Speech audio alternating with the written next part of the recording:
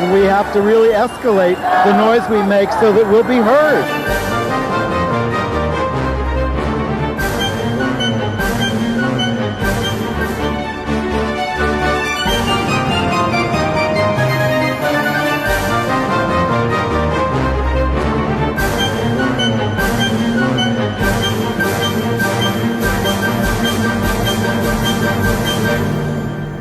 Welcome to Gay USA. I'm Andy Humm. I'm Ann Northrop. And on the show this week, Attorney General William Barr, head of the Justice Department, gave a really alarming anti-LGBT speech this week. He gets worse every minute, and it's only because there's so much noise around him that we aren't just losing our minds over him. Right. Meanwhile, the Democratic candidates weighed in on LGBT rights and religious freedom, among other things, on both the CNN and HRC forums. We're going to tell you about two track stars who sprinted out of the closet this week. And the man who blew the lid off of Hollywood's closet has died at the age of 96. In Uganda, gay activist Brian Waswa, 28 years old, was brutally killed in his own home. In Australia, the Anglican, I first wrote this in my notes as Catholic, and then I had to read it twice and realize, no, it's the Anglican Archbishop, has told same-sex marriage supporters to leave the church. The Catholic Archbishop is in prison for child molestation. Oh, that's great. I'm going to review a hilarious new play about coping with addiction. And as the New Fest LGBTQ Film Festival opens here in New York next week, we have one of the filmmakers as our guest, Alexis Clements, who has made a wonderful new documentary about lesbian spaces, those that have disappeared and those that have survived and are thriving. So this was the week of the Values Voters Summit, and Trump started that off by saying his opponents are trying to hound Christians from jobs, the public square, and indoctrinate our kids. But he was done one better by our Attorney General, William Barr, speaking at Notre Dame. Please. Well, William Barr gets up there and starts railing against the New Jersey law requiring integration of LGBT issues in schools. And here's what he said. It's inconsistent with traditional Christian teaching, talking about gay people. The Bible does, of course, call for the death penalty for homosexuality. He also said Judeo-Christian moral standards are the ultimate utilitarian for human conduct. He's not the first to say that. He said secularists are running a campaign to destroy the traditional moral order. Well, we'd like to shake things up so we can survive in this society. This guy's going to make a great next pope. Well, people said that, he was an institutionalist. He was the former attorney general under Bush, blah, blah, blah, blah, blah. Vanity Fair did a piece on him and his father, who was a Jewish convert to Catholicism. And ran the Dalton. He was the headmaster at Dalton. Where he hired Jeffrey Epstein. Yes. But he... child molester. This guy, William Barr, has been a reactionary from childhood. He was very scary. He had this mysterious meeting with Rupert Murdoch this week, which also scares me. Yes, what was that all about? Well, I think it's about getting them ready for the investigations they're doing. Trump spoke about it today. We're taping on Wednesday, where he said, we're going to get a lot of surprises. I think maybe about Obama, we're doing investigations. That's right. They're still investigating Hillary's emails. This is what the Justice Department has turned into. You thought the Justice Department may have had a few problems over the years. Nothing compared to this. Right. We think Trump is an unbelievable travesty who we cannot imagine, even at this point, as President of the United States. Barr is that cubed. Yes. Well, read the Vanity Fair article and you can read about his daddy issues. He also talked about how he supports the Catholic schools that have fired married same-sex teachers. He thinks that's just dandy. And what he says about these curricula in New Jersey, Illinois, and California now is he's very against them because they don't have opt-out options for parents to drag their kids out of these No classes. one should have to hear about homosexuality. No one should have an actual, honest, factual it's just outrageous. health class, sex education class. When are we going to wake up in this country and realize how important this kind of teaching, how fundamentally important this kind of teaching? When are we going to teach kids in school how to live, how to do their finances, how to think about their peers, how to... I read this week that in Japanese schools... Throw out the math classes. I don't care. Yes, I read that in Japanese schools, I didn't know this, that they spend the first about 3-4 years just working on manners, getting along with each other, learning how to relate to each other before they get into all these subjects. The Korean sex slaves might have something to say about that, but... Well, yes, I'm not. I I'm may talking take about the it a little modern far. Japanese system. Good. Well, I'm in favor of teaching human beings how to get along with each other because it's not working yet. Well, and then there are, curveballs that are thrown from the courts with the right-wing judges. In the Northern District of Texas, they go to this judge all the time. He overturned the Affordable Care Act regulations that prohibit insurers and providers from denying treatment or coverage or treatment on the basis of sex, gender identity, or termination of pregnancy. It stops medically necessary transgender health services. Well, the Trump administration's been doing that on its own anyway. They don't even need a judge to outlaw that stuff. And speaking of courts, this whole thing with the Supreme Court and the sexual orientation and gender identity cases, it was just so clear that they have no idea who we are or how to talk about us. And I'm including the progressive judges in that. Yeah. It was just a mess. And even Sotomayor. Sotomayor is the one who brought up the whole trans bathroom question. And there's been some interesting commentary since then from members of the trans community about the arguments made by our side, specifically in the trans case, and the fact that it has been pinned on Amy Stevens, the trans woman who worked at the funeral home, who got fired, for being a trans woman, for transitioning, and that our side's argument rested on the fact that she was perceived as insufficiently masculine, when in fact she should have been seen as insufficiently feminine to the funeral home director, and that we should have described her more consistently as a woman and pinned the firing on the funeral home having seen her as insufficiently feminine, because they wouldn't have fired her if they thought she was a woman, which they did not see her as. So I think there's some interesting analysis going on of the arguments that were made. I'm no more optimistic about our winning those cases. Well, it's nice to see people like Pompeo. Well, then do we do Pompeo's speech? No, please.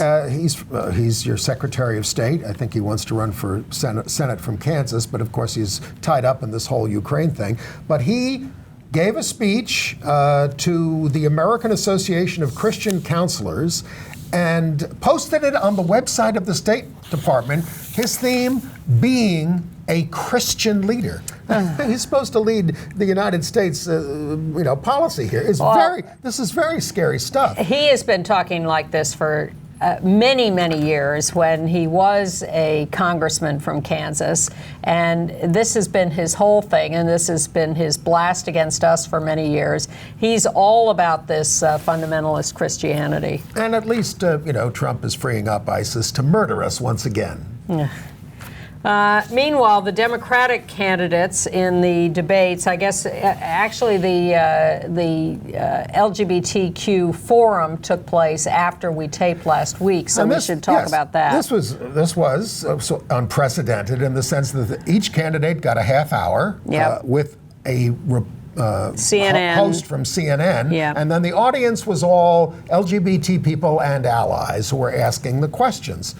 And so they had 9 hours, 9 of these 9 hours of this. No, 4.5 hours. Oh, all right, okay. Half an hour each for 9 half candidates. hours. Sorry, math. Do the math. Yeah, maybe we'll reinstitute the math education. Okay.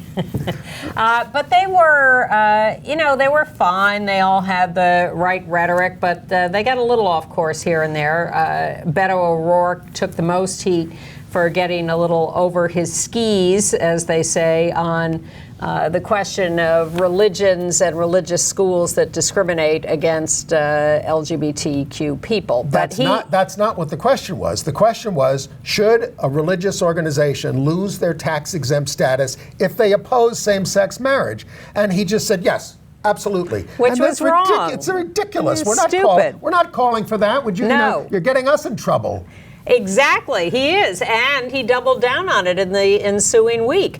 It is an absolute misread of what the law is, should be, our understanding of it. It's crazy. They have a very unsophisticated notion of religious freedom and what a religious exemption is. I speak as a former city human rights commissioner. There is a religious exemption in every human rights law, a limited one, and you're only supposed to invoke the ministerial exception. You're not supposed to have to compromise the practice of your religion. In other words, simple example, the Catholic Church doesn't have to ordain women even though sex discrimination is illegal. But if they engage in sexual harassment, they can be subject to the civil law. And they don't have to hire LGBTQ ministers, even in a state that has a non-discrimination law that protects sexual orientation. And even though they couldn't get along without gay people in the priesthood. They don't have to openly hire us as ministers in that ministerial religious position, but they cannot discriminate against us in hiring janitors. And then there's a murky gray area in the middle, which we've been litigating for some years now, about where you draw the line English between teachers, counselors, and chef. Remember the chef at the Milton, Mass. Catholic school? And some of them have sued, and some of them have sued successfully. Choir directors have become the subject of litigation, but that's organists, and there are nothing but gay organists.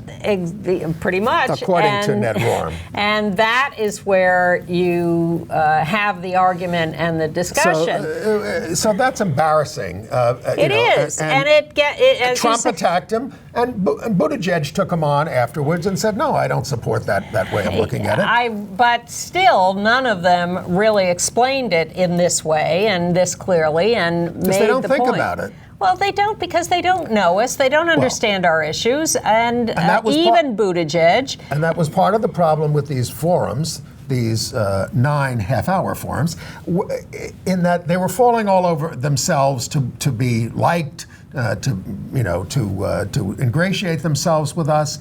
Biden, in fact, gets up and says, "Well, look, we all agree on these things, so it's really not going to be an issue." Yeah, it's not like, the gay bathhouses and around-the-clock sex.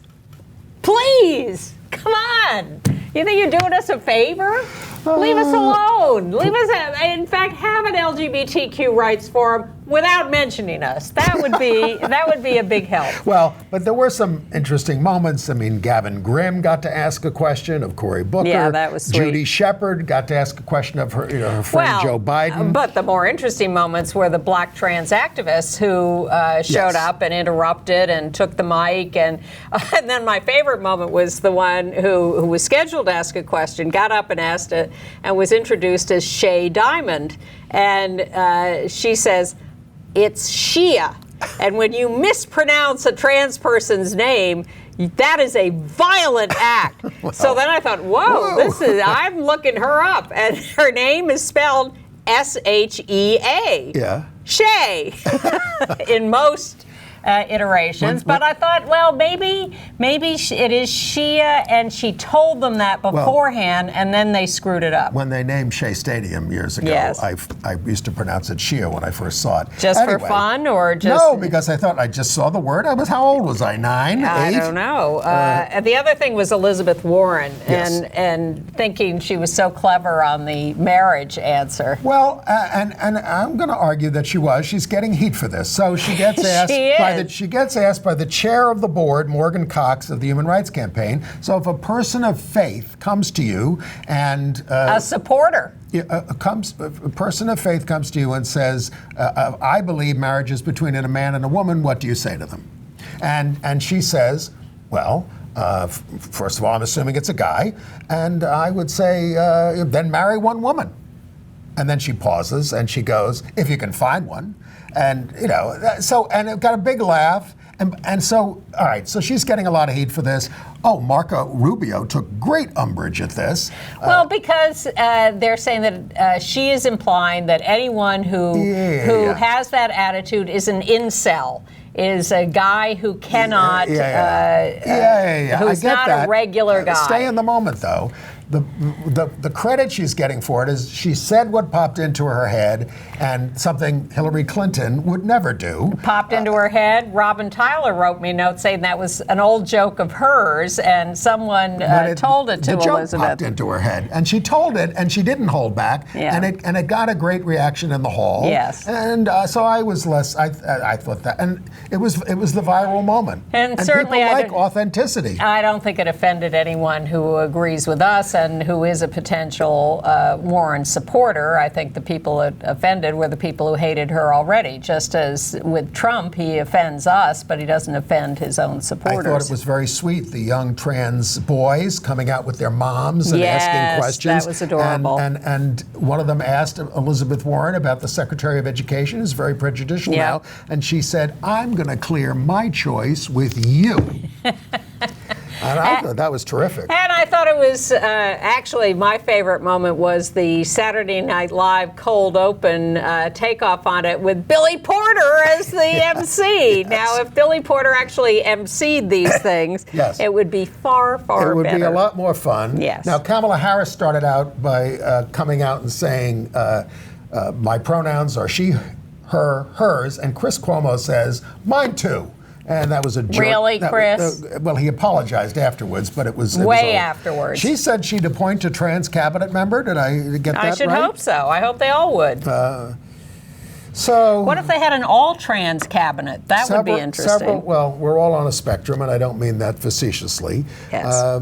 Let's see. But that, and then the debate last night, as we're taping, of the 12 Democratic candidates.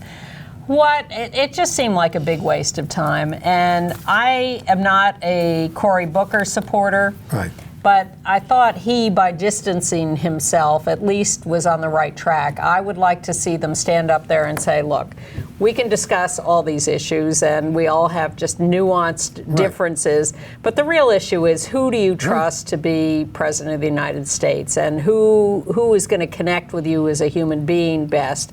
And that is my goal, and that is what I'm committed to doing. So what do we have? The guy from the New York Times, but are you going to raise taxes, yes or no? And these are right-wing talking points. And I don't like the way Buttigieg went after, I liked him on other things, but I don't like the way he went after Warren, attacking her plan using right-wing talking points about how it's going to cost trillions of dollars. It's all a strategy on his part to be more forceful, to get more polling points, to boost himself in the polls. I am going to make you forget I'm gay. Well, he certainly didn't mention it.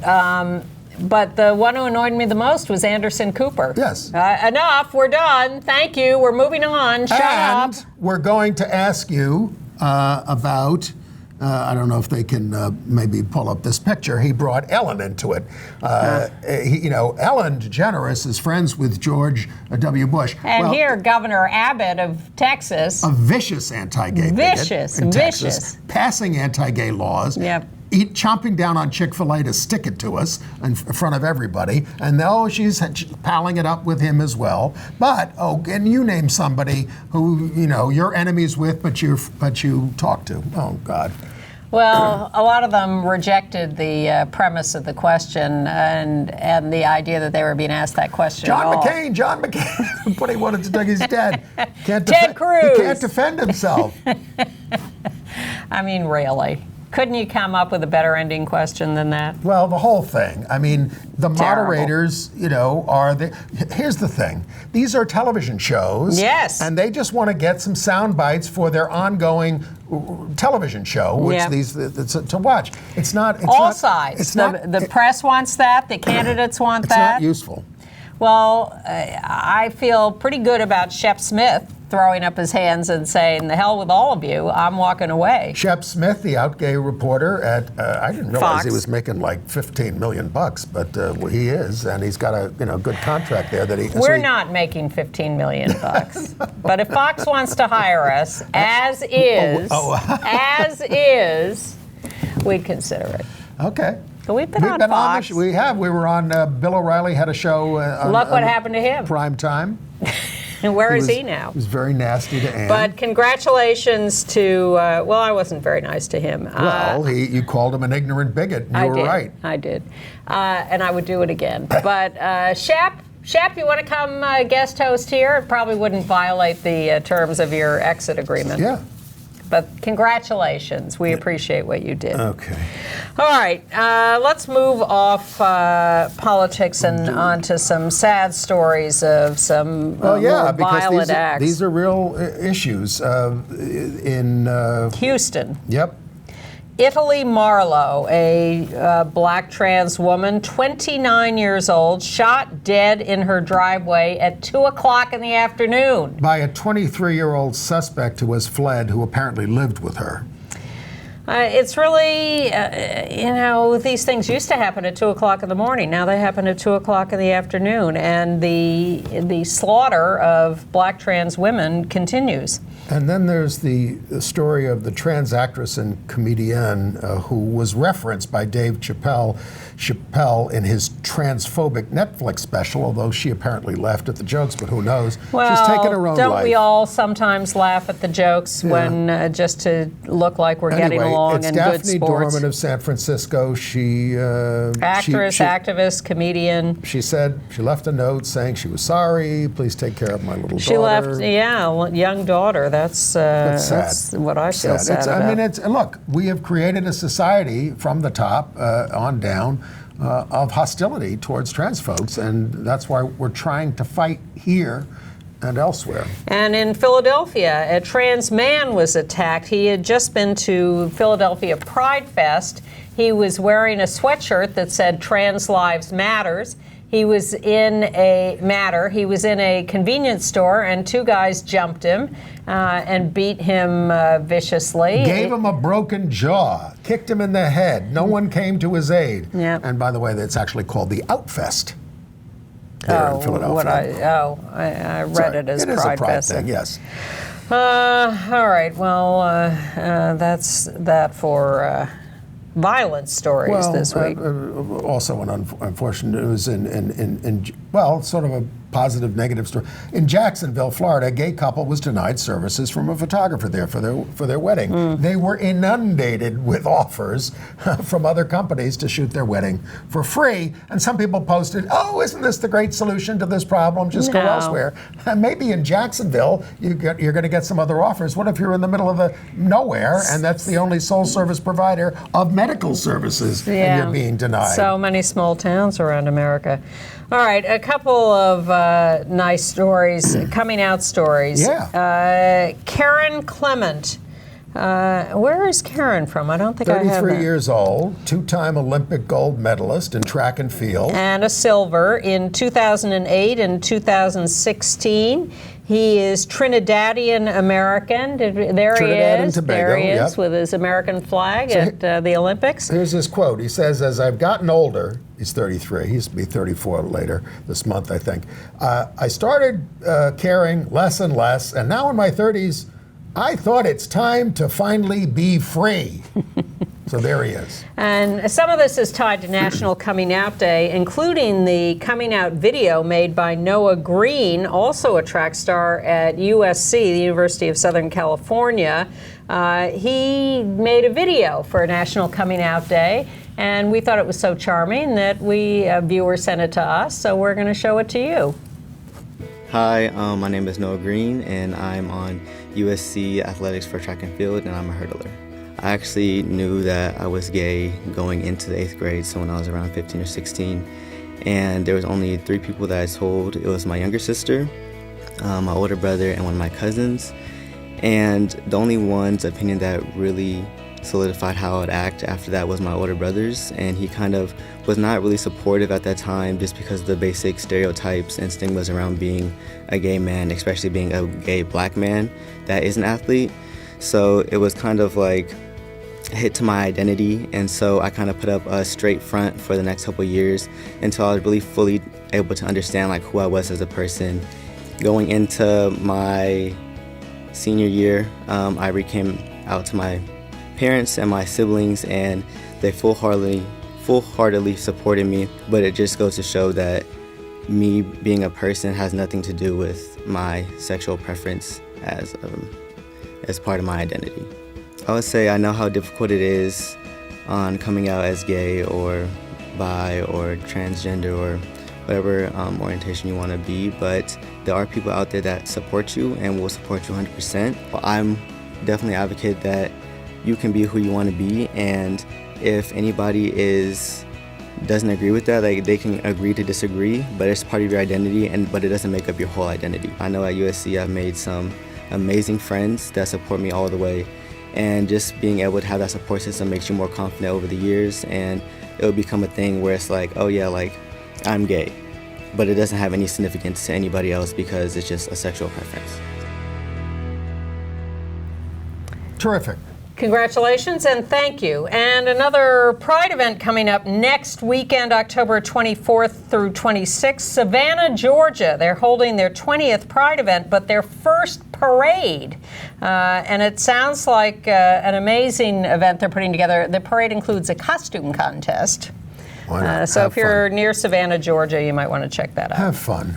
Some other people who passed this week. Scotty Bowers, you've heard of him, 96 years old. He's the guy who blew the lid off Hollywood's closet in that tell-all book, and about how he arranged same-sex liaisons from everyone from Cary Grant and Walter Pidgeon to Katharine Hepburn and Spencer Tracy, who, by the way, never slept with each other.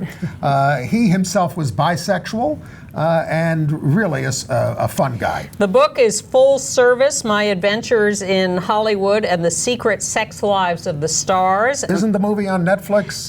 Probably. It's a documentary made by Matt Turnauer, who just made the Roy Cohn documentary. The movie is Scotty and the Secret History of Hollywood. It's pretty darn good, and you might want to check that out. Right. Half of Hollywood turns out to be gay or bisexual. Anyway, only half. In Kentucky, a beloved drag queen, Carmela Marcella Garcia, has died, also known as George Timothy Reed, 57. The Grand Old Gal of the South is the title. Performed all over the country and was a big fundraiser for health charities. And a pageant coach for women competing in the Miss America pageant. Successfully, by the way. All right, and congratulations to Ronan Farrow. He's been with John Lovett, the Obama speechwriter and joke writer, for some time, but they have now announced that they are engaged to be married. Yes, John. We just want everyone to be happy. It's quite a week for Ronan. He's yes. been all over the New news book with his book, Catch and Kill. Yeah. By the way, Susan Collins up in Maine, new poll has her support at her approval rating at 35%, and a generic Democrat is beating her 44 to 41% right now. Yeah, but then when you get the real Democrat. I know. I have a question for you. This new organization, Accountable for Equality, it's a group of activists and donors who are out to unmask things like the National Christian Foundation, which is a huge funder of all the right-wing organizations like Focus on the Family. So I'm looking at their website, Accountable for Equality, and I'm looking for who's involved with this. No names. And I contact the one name I have of the PR guy. I said, so who are these activists and donors? He says, oh, they prefer to remain anonymous. They're scared. I said, it's called Accountable for Equality.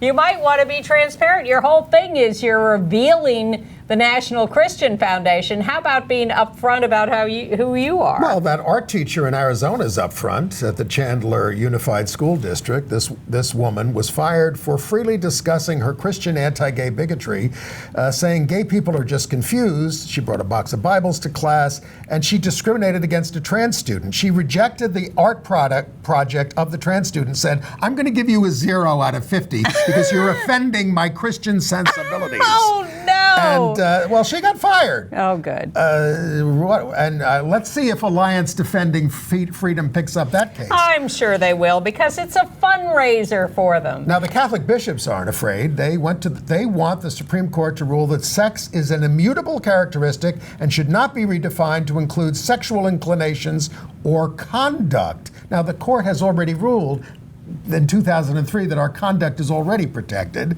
Of course, the bishops don't believe in, banning traditional sex discrimination. You can call it immutable, but we'll tell you what is immutable. Yeah. You know? And of course, so many Catholic bishops enjoy it. Congratulations to activists in Nashville, Tennessee. The LGBT Chamber of Commerce there had as one of its members something called Core Civic, I think. Yes, which is a private prison manager. And they paid their dues, and they were members of the LGBT organization. And activists said, wait a minute, private prisons, they're the ones that are killing trans women in prison and abusing immigrants and doing all this stuff. Well, how can they be members of the LGBT Chamber of Commerce? And the Chamber of Commerce said, I don't know what you're talking about. They gave us their money, they support us. What's your problem? But their error was pointed out to them, and they have returned the money, and they have rejected Core Civic. All right. And that was mostly trans activists in Tennessee affecting that. Right. Thank you. Congratulations. Right. Moving on to international news. Well, we told you about that actress in England who was supposed to be in The Color Purple, but she was anti-gay, and they fired her. They didn't want to let her play a lesbian role because she was. So Alice Walker wrote an open letter trying to, set her straight and said, I don't want somebody who doesn't support the values of this to be playing this role. Oh, okay. It's a long, you can look it up on All right. Several stories out of Uganda. Yeah. First of all, an activist, a 28-year-old activist, Brian Waswa, has been murdered at home. There are friends and family carrying his coffin. He worked for, gay-related NGOs, AIDS-related NGOs. He was just 28 years old. A great guy, beloved. He was openly gay and gender non-conforming. But people sometimes described himself as transgender. Human Rights Watch says that 3 other LGBT people have been killed in recent months there. So this is all at the time that they're reintroducing the Kill the Gays bill. But they're not. Well, I know. I'm just going to get to that. One of the ministers announced, I'm going to do it. Yeah, well, that was one minister, and then the whole world came down on them and said, what are you talking about? So President Museveni, no friend of ours, said, oh, no, we have no intention. They've already got a criminal penalty. We have enough penalties. We don't need the death penalty. Yeah. And then there's some jerk who appears to be in Uganda who's putting out some advertisement for an app that's supposed to be able to evaluate how gay you are, and it's all a scam, and don't fall for that. And Uganda is a hotbed of mess these days. We have a lot of stories from Brazil as well. Okay, well, the good news from Brazil is that the European Parliament has nominated a few people for the Sakharov Prize, which is for extraordinary human rights work, and one of them is the late Marielle Franco, who was a Brazilian legislator, out lesbian, and is the first LGBT person on the short list for the Sakharov Prize. Yes.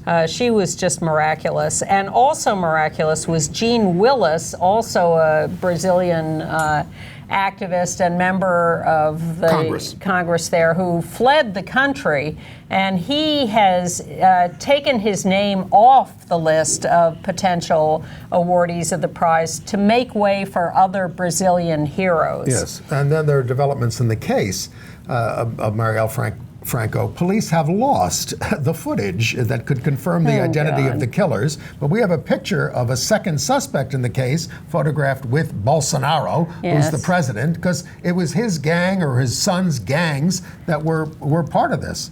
Glenn Greenwald said, look, this doesn't mean Bolsonaro was personally involved in the killing, but he's not going after the killers. He's very intertwined with these characters. Yeah. Good news from Jamaica, where the Supreme Court says that the Montego Bay Pride organization can use the cultural center that the mayor of Montego Bay had denied them, calling it sacred space. That's Maurice Tomlinson there, who's our on the right, buddy. Great activist for many years. The mayor is appealing. Not very, but he is going to appeal the case. Scotland is going to take the cases of gay and bisexual men who were wrongly convicted under the sexual offences law and pardon them. They can apply. Well, they have to apply in some way for paperwork, but it's a more automatic process than in England and Wales, so it's considered a little step forward. In Poland, sorry to see that the right-wing government was reelected on two platforms. Great social programs for the people and hate the gays. The social programs are things like pensions and welfare and health care and those kinds of things, which Trump isn't providing. Hell no. But they were relentless in their hate the gays and it worked. Campaigning. Sadly. Yeah. Thank you once again to Ireland, where our energy secretary, Rick Perry, was visiting. Iceland. Oh, I'm sorry. I can't read my own handwriting. Well, again, to Iceland. Yeah. Because they've done this before to Pence. Yes. Yes. So Rick Perry was there. He was confronted by the gay environment minister who reamed him one for opposing same-sex marriage in Texas. Well, Rick, if you need a hug, go to Ellen.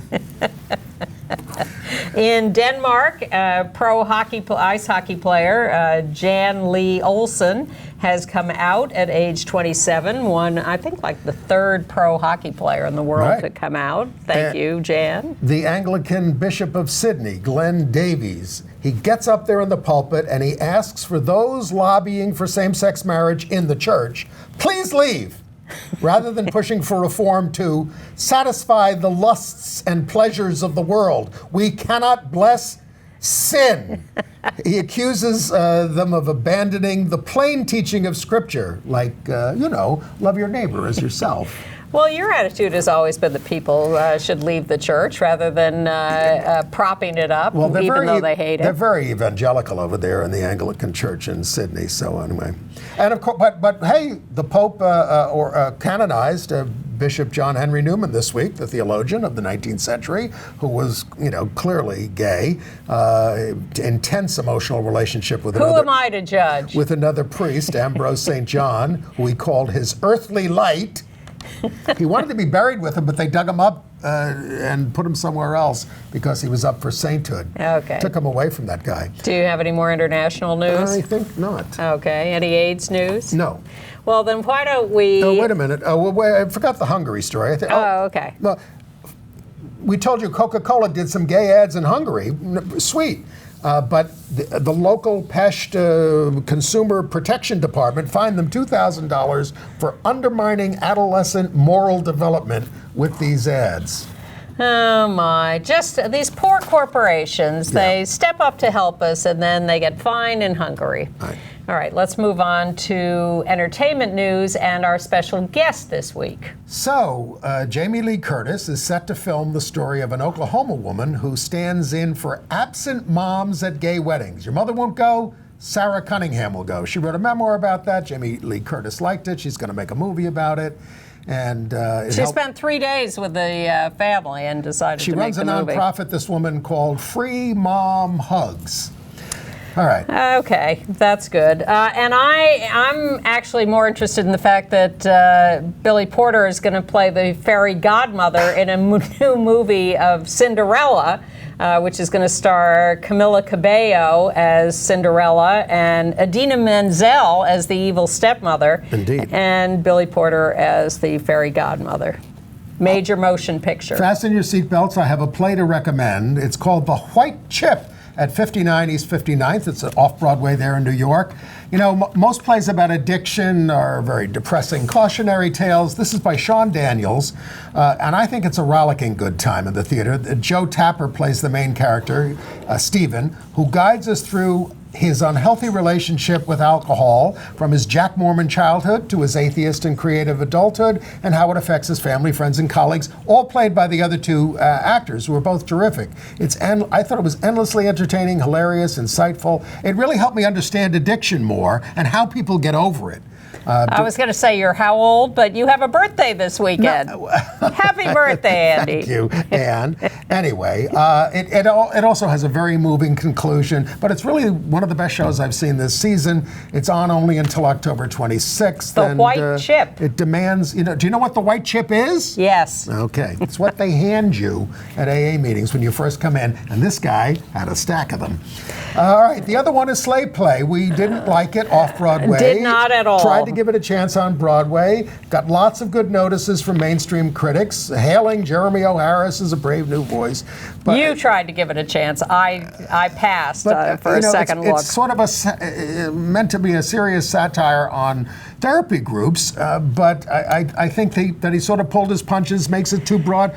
I have something to say. Comedy is serious business, so do it straight and you might succeed. Well, I'm not against doing it as comedy, but be a little more subtle about it, a little more nuanced. That's what I mean. Yeah, exactly. That's what I mean. Well, and there's the Margaret Mead Film Festival is on this weekend, the 17th through the 20th, at the Museum of Natural History, I guess. Yes, somewhere around there. And there's a movie Saturday night at 8:30. Black Divas, D-I-V-A-Z, from Australia, that's about Indigenous people in a drag competition that is full of very moving personal stories. So if that sounds appealing to you, that's 8:30 Saturday night at the Margaret Mead Film Festival. All right. But we're going to talk. Is that all you've got? That is.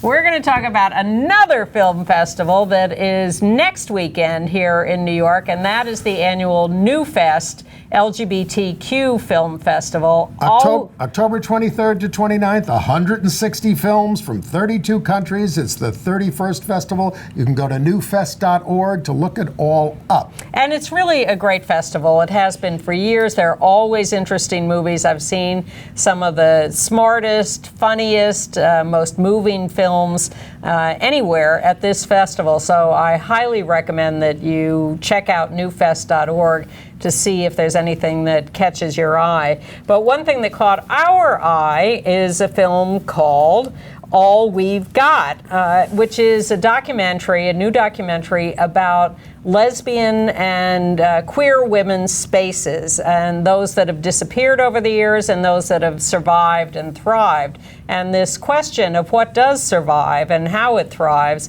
is an interesting one, and a little more deep and nuanced than just, oh, we've lost all these. So we have the filmmaker here, but we want to start by showing you the trailer for All We've Got.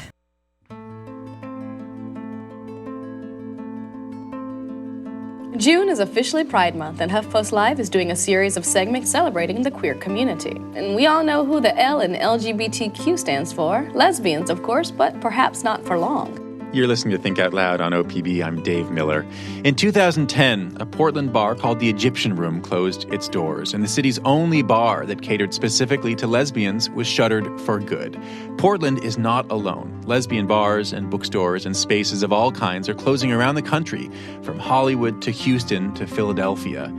It is a little more challenging being a lesbian bar versus being just an anybody or just mainly gay male bar. We do constantly face sort of the threat or the pressure of getting squeezed out.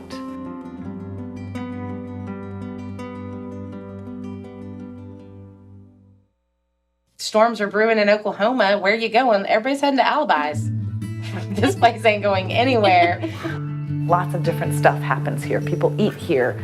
People fight here. People create here, envision and dream. Sometimes people sleep here. People make love here. That feels important. As we as a group have more integrity, we as individuals can also have more integrity, and we become a lot less breakable than we've been in the past. I wonder what the city would be like if the Esperanza wasn't here. And I wonder if I would be doing what I was doing, but also if I was, how much more scary that would be for me. I am a different person within a completely different life, had it not been for WOW.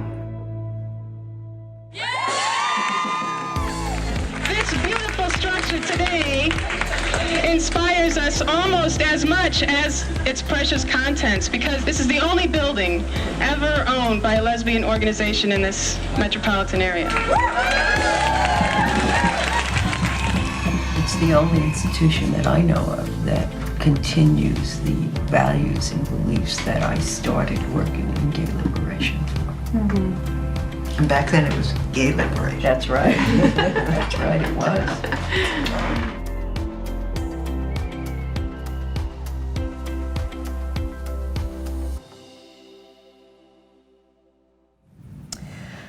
Alexis Clements joins us. She is the filmmaker, first-time filmmaker. First time.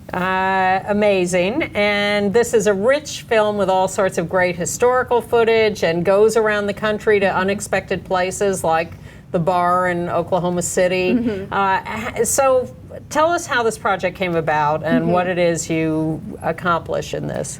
Well, I'll try to tell the short version of this story because of course there's a long version. I mean, the medium version of the story is that I'd written a play inspired by the Lesbian History Archives, which is opening this week in Minneapolis. Which is opening at 20% Theater in Minneapolis tomorrow night, October 17. Runs called Unknown, and it runs through October 27. But yeah, so I'd written that play entirely cast with queer women and lesbians of many generations, and I knew it would be pretty challenging to get that play produced. So I was looking for community spaces to do readings in. I loved the intimacy of that. I loved the idea of people being able to inhabit these characters who weren't necessarily actors. And so I was like, great, I'm gonna get a pickup truck, because what dyke doesn't want a pickup truck? I've heard this story so many times from friends. Right. I'm gonna get a truck, I'm gonna drive around the country, I'm gonna record people's stories. Yeah, so I did that, the great queer pilgrimage that many have done before me. But of course, I also knew that these spaces were closing. Yes. I knew that very well. And so I knew that I needed to record the trip, and I didn't want to make a film about me or my play. So in fact, I ended up making a film about queer women's spaces around the country. I wanted to also get away from the conversation that tends to focus almost entirely on bars. Yes. I really wanted to look at political spaces, art spaces, community spaces that we don't talk about a lot. Mm-hmm. Well, but you didn't neglect bars. No, and absolutely not. We saw a little glimpse of the Oklahoma City bar Alibis, and that was quite charming. They're terrific. It's a fantastic bar. You know, I ended up going there because I wanted to get away from the coasts. Of course, another part of the conversation is that we tend to talk a lot about New York, a lot about San Francisco and LA. And I can't remember who at the archives I was talking to, and they were like, oh, you've got to go to Oklahoma. There's like 2 or 3 lesbian bars in Oklahoma. At the time, there was no lesbian bar in London, England, not one. And Oklahoma had 3. I was like, okay, I have to go to Oklahoma. Makes perfect sense to me. Yeah. If you're going to be, Oklahoma, first of all, is a much more sophisticated place than people understand. Indeed. But yes, that would be a major form of community, I would think, there. Absolutely. So many have closed, but some survive. So let's start with what makes a place survive? What does it take? Well, that is the central question in the film. So, the answer is in the film, but a couple of the quick answers are, at the very base, as you know, we're in a studio in New York City right now talking. Everybody knows real estate and gentrification are huge challenges in major cities, and even in smaller cities and towns. So the huge problem is gentrification and the financialization of real estate. And the thing people forget is that they know that the spaces themselves struggle paying rent. But they forget that the communities who go to those bars are getting pushed farther and farther out, right? So I like to mention the Lexington Club or the bar in San Francisco that a few people know closed a few years ago. San Francisco people have a very clear sense of gentrification, so it makes a handy example. So that closes, and bars, queer bars for women in particular, tend to be very generational, right? Like women in their 20s and 30s tend to go. It's less common, or it's less of the majority of most of the bars. And of course there are exceptions, there's different communities, but if you have women in their 20s and 30s trying to go to a dyke bar in San Francisco, they don't live in San Francisco. They can't afford to live in San Francisco. They live across the bridge. They live in the Bay Area and farther out. So who's gonna drive or take the BART and go all the way to San Francisco for a cheap beer? Certainly they do it, certainly some do, but not enough to help sustain a bar like that. So are those bars, just to stay with bars for the moment, are they springing up in those more outer rings? Generally it's tough, right? I mean, let's think about New York City. In New York City you have the central areas of Manhattan where we still have lesbian bars. New York City still has 3. But Manhattan is becoming unlivable for anyone without a $1 trillion income. Precisely. So younger folks are living in Jersey City, they're living in the far reaches of Queens, Brooklyn, the Bronx, Staten Island, like they're pushing farther and farther out. Right. And the reality is that community then is in a way too diffuse to help support a really local business. I see. That's one of the big challenges. All right, so then you go to San Antonio to a very different setup. Yes. The very long-standing Esperanza Peace and Justice Center. Yep. And tell us about that and the condition of that. Yeah, so that, and again, all the spaces that I visited, I heard about from other folks, and this was one that kept coming up in conversation. And it's intriguing because it's a space that you might not initially think of as a queer space, because it serves the Mexican and Mexican American community in San Antonio, in the west side of San Antonio in particular. And it is an organization that embodies a kind of intersectional politic that grew out of queer women of color's politics in the 70s in particular. Yeah, I think of it as a very 70s, 80s kind of place. The ethos is, a refusal to be single issue. Yeah. A refusal to say, oh, I'm just gonna focus on this issue, or I'm just gonna talk about my Mexican identity, or my queer identity, or my economic status. They refuse to do that. They're covering the gamut. They're really there for their community. But what's really interesting about the Esperanza is that it's always been led by queer Latinas across its history. Most of the staff identifies that way or identifies as trans. And what they've managed to do over the years is integrate queerness into their existence in a way that it is central to who they are. And in fact, they were defunded because of their very queer programming. Was that the Bush administration, Reagan administration? Ooh, I can't remember. A long time ago, but I remember that fight. In the 90s. But they haven't, as you say, they haven't made themselves invisible as queer people. Absolutely not. And yet they have thrived within this multicultural or primarily Mexican community. Mm-hmm. That's correct, But speaking of integration, do you think that, I mean, a lot of younger people these days, like, I'd just rather go to a regular space. I mean, I know I have a younger friend, he meets male dates at the local bar. And they meet on the internet, they go there, he doesn't feel like he has to go to a gay bar. They would rather be in integrated spaces with their non-gay friends or mixed. Is that part of what is killing these LGBT spaces? I think that the way that I look at it in the film is I'm particularly, when we talk about why these spaces have survived, it tends to be that they have a purpose beyond just being an access point for dating and romance, right? Like I'm particularly interested in political work, and I looked for spaces that have a very clear political sort of viewpoint or project that they're engaged in. And so the answer, as we know, lots of people get involved in politics because they see someone who's really cute and they're like, I want to go hang out with that person, or vice versa. That may not be the only reason they go, but certainly that's part of it. But the reason these spaces stick around is because there is a project they're engaged in. So at the Esperanza, it has to do with the political work in the community. At the Wow Cafe Theater, which is which is part of the documentary, it's doing their arts work and helping to cultivate an arts community. Even in the bar in Oklahoma, which we would think of as a space where people would go to just socialize primarily, the context there makes gathering together even more of a political act. I mean, we know existing in public as a queer person is a political act in certain spaces, and there it very much is. Yeah. And the archives, the Lesbian Herstory archives in Yes. Brooklyn, are also a focus of this. Yep. And an inspiration for the play that's opening in Minneapolis of yours, Unknown. But talk about the purpose of the archives. You had great affection for the archives in this film, as do we. So tell us about your experience of interacting with them. I have affection for it because it's one of the first queer spaces that I found myself going to, wanting to be in, where I felt affirmed. I was not necessarily a bar dyke. I came into my queerness in my late 20s, early 30s. I wanted a space where I could, I'm a writer, I'm a little bit of a loner. I wanted a space where I could be who I was. And that was the archives for me. So I have an affection for it because it's a very personal space.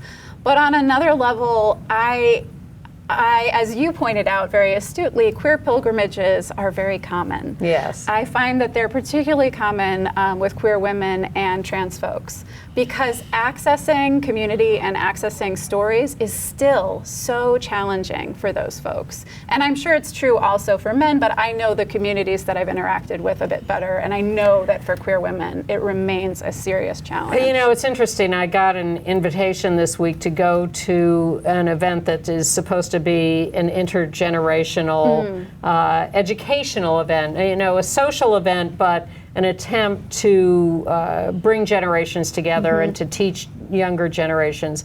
And I will admit to some impatience with an event like that. And come on, don't you know the history and the stories, and why are people so ignorant? Oh, well, ignorance a little rough. That's a little I certainly wouldn't use that word. Yes. But I do think that it remains incredibly challenging to access our history. There are all these movies out there. Yeah, and books are they and being everything. distributed? I mean, let's be honest, right? If you do the search on Netflix for lesbian, films like mine are not coming up. Okay. Very few films, in fact, right. are coming up. And you do integrate some history in here. You've got Phyllis Lyon and the late Del Martin in the film. This is the lesbian couple that founded the Daughters of Bilitis, 1950, well, mid-50s. Mid-50s, yeah. Yeah. No, it was very important to me to include history for exactly that reason, because I know how hard it is to find these stories.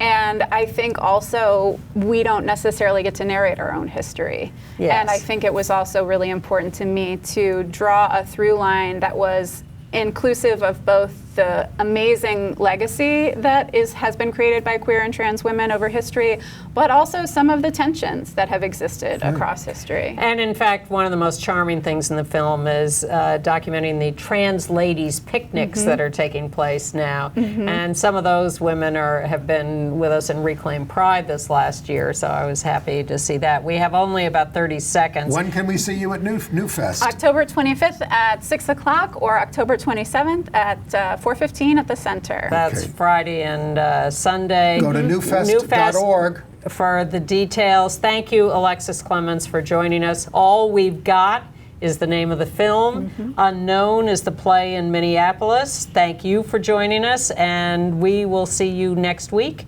here at Gay USA.